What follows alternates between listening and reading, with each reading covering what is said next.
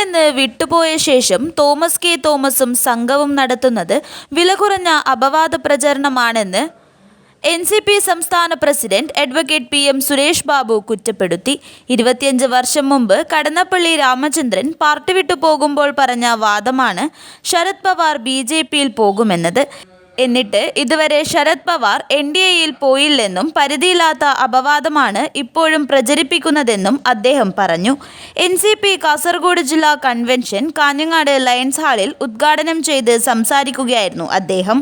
കൂടുതലൊന്നും വിശദീകരിക്കാൻ ഒറ്റ കാര്യം മാത്രം നിങ്ങളുടെ മുമ്പിൽ പറയാം. BBG റാംജി എന്നൊക്കെ പറഞ്ഞിട്ട് ഒരു തൊഴിലുറപ്പ് പദ്ധതി ഇപ്പോഴത്തെ പേരാ. എന്തിനാണ് ആ പേര് അങ്ങനെ ഇട്ടതെന്ന് എനിക്കറിയില്ല. മഹാത്മാഗാന്ധി തൊഴിലുറപ്പ് പദ്ധതി എന്നാണ് അതിന്റെ പഴയ കാലത്ത്. അത് നടപ്പാക്കിയതാരാ?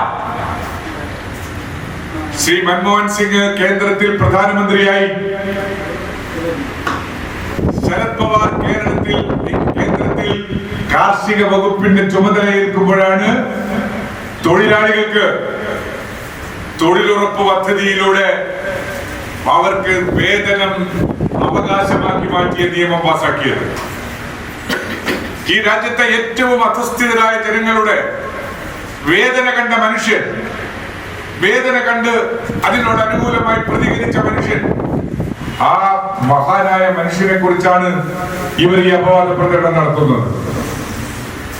എന്തെല്ലാം കാര്യങ്ങൾ വേറെയൊക്കെ ഉണ്ടായിട്ടുണ്ട് എന്നുള്ളത് ഞാനിപ്പോ കൂടുതലായി വിശദീകരിക്കുന്നില്ല. അദ്ദേഹത്തിന്റെ കാലഘട്ടത്തിലാണ് കർഷക തൊഴിലാളികളുടെയും കർഷകരുടെയും പ്രശ്നങ്ങളെ കുറിച്ച് കൂടുതൽ ഗഹനമായ പഠനം നടത്തി. കാർഷിക രംഗത്ത് നിരവധി പരിഷ്കാരങ്ങൾ പഴയ UPA ഗവൺമെന്റിന്റെ കാലത്ത് കൊണ്ടുവന്നത്. അതെല്ലാം കൈയടിച്ച് അതിന്റെ കൂടെ നിന്ന പ്രമാണിമാരായ ആളുകൾ ഇന്നിപ്പോൾ അദ്ദേഹത്തിൽ ആഭിജാത്യം കുറഞ്ഞതായി ആക്ഷേപിക്കുമ്പോ അതിലെല്ലാം ശരി എന്ന് പറയാനുള്ള ബാധ്യത നമുക്കുണ്ട് എന്നാണ് ഞാനിവിടെ നിങ്ങളെ ഓർമ്മപ്പെടുത്തുന്നത്. യോഗത്തിൽ ജില്ലാ പ്രസിഡന്റ് കരീം ചന്ദേര അധ്യക്ഷത വഹിച്ചു.